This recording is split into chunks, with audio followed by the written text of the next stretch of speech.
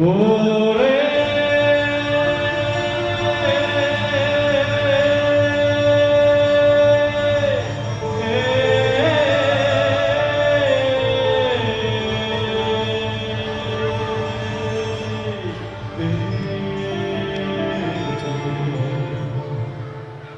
này em gái trên nương chịu khó nuôi chiến sĩ,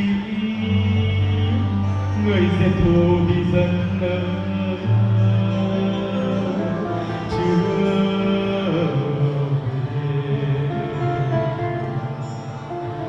về.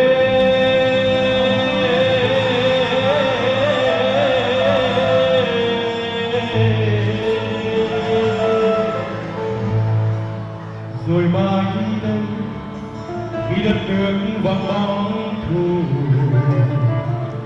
đời nhìn chờ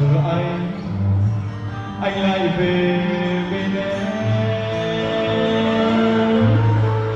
người đẹp ơi, anh về.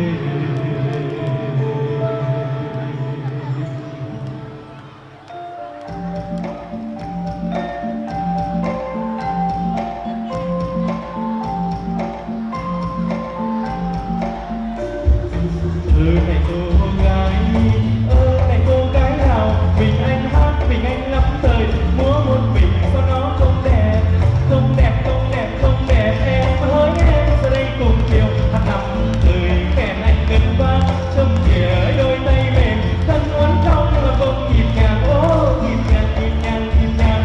Anh đã nhìn thấy em cười tươi trong tiếng cười ấm vui bạn bè. Ôi nụ cười sao duyên dáng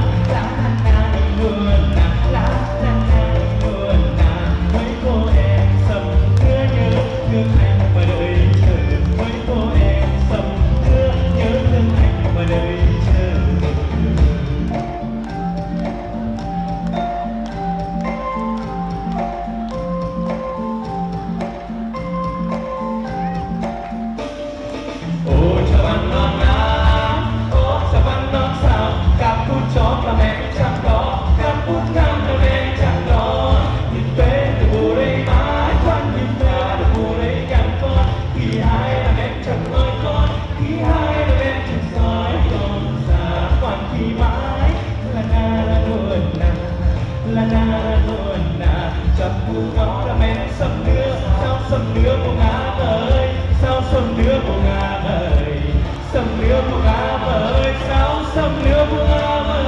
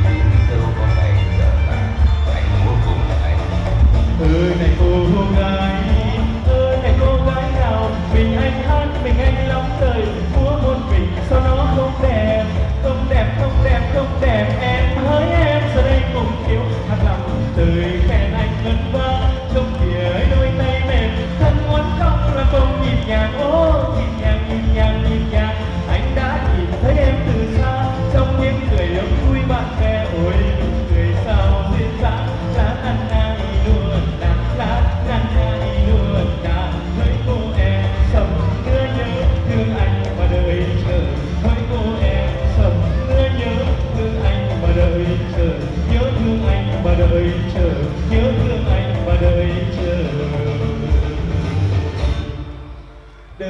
chờ anh em nhé,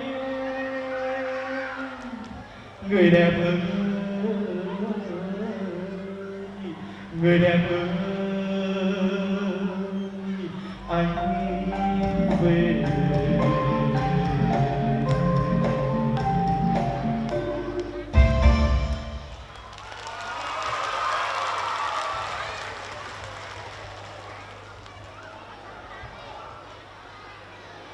Xin được cảm ơn những tràng tay đồng nhiệt của quý vị đại biểu khách quý cùng toàn thể nhân dân dành tặng cho ca sĩ